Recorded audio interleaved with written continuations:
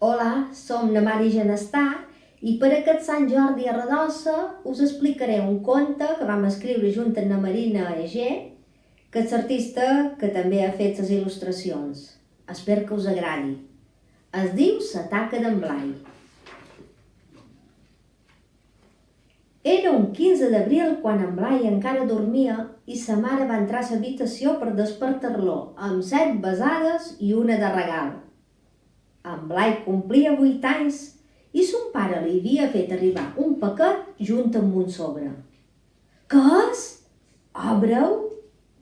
Era un llibre d'art preciós i a dins el sobre hi havia una foto d'ells dos amb una carta que deia: Blai, avui és el teu aniversari.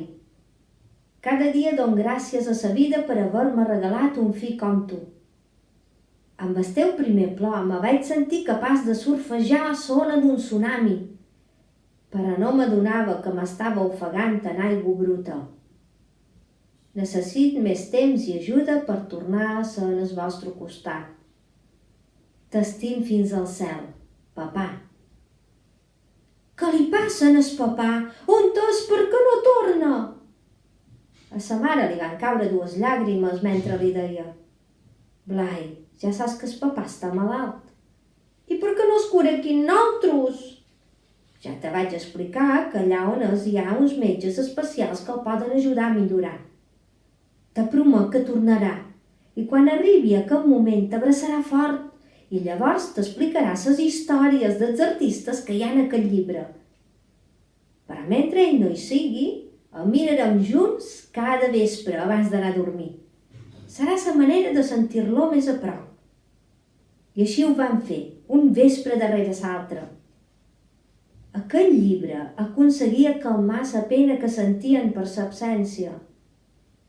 Però el temps no s'aturava, passava i son pare no tornava. En Blai no entenia res. Sa mare li havia fet una promesa que no s'acomplia.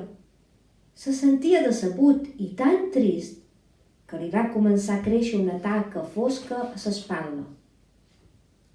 Aquella taca el perseguia anés on anés. De tant en tant li parlava, sobretot quan estava tot sol. Li xixiuejava paraules monstruoses a l'orella, fins que un dia es va armar de coratge i molt enfadat li va dir: Estic fart de tu, taca, vés-te'n! No vull que em persegueixis més! Però la ràbia d'en Blai encara alimentava més i més aquella taca fosca i així anava creixent i creixent. En Blai només se sentia tranquil al costat de sa mare, que el veia patir i ja no sabia què fer. Un vespre, mirant junts el llibre d'art, sa mare li va mostrar una pintura. A què creus que s'assembla? A el papà? Ho és? No. Aquest artista era de nom Van Gogh. Ell també estava malalt, saps?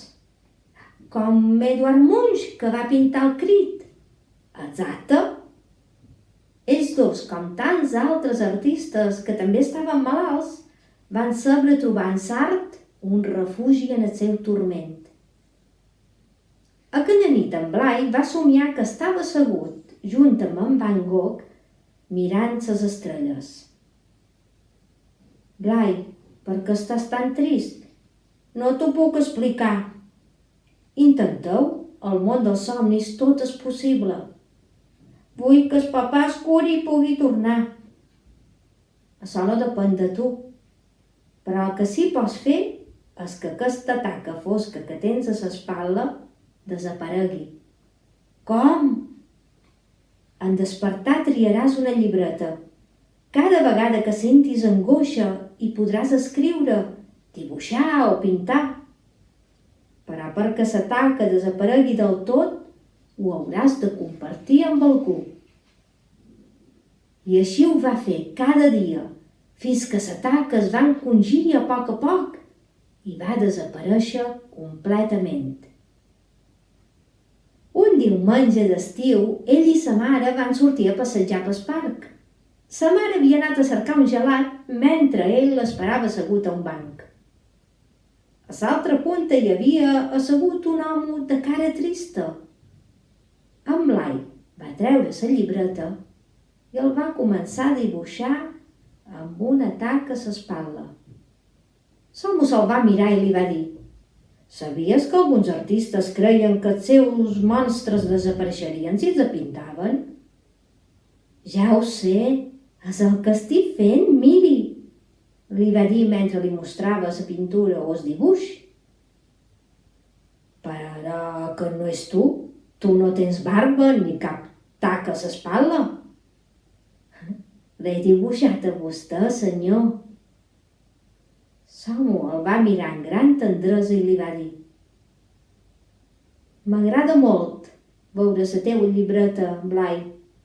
Potser jo també hauré de provar de fer el mateix que tu, que Van Gogh, que Munch». «Blai, corre, vine! Abans no es fongui gelat!», va cridar sa mare. En Blai no s'ho va pensar un moment. En veure el gelat va sentir el desig de convidar aquell home del banc, però quan es va girar ja no hi era. «Mamà, mamà, en el banc hi havia un home que sabia el meu nom. Qui devia ser?» I amb un gran somriure sa mare li va dir: «Segur que era un home molt especial». I conta contat, la taca d'en Blai no ha tornat.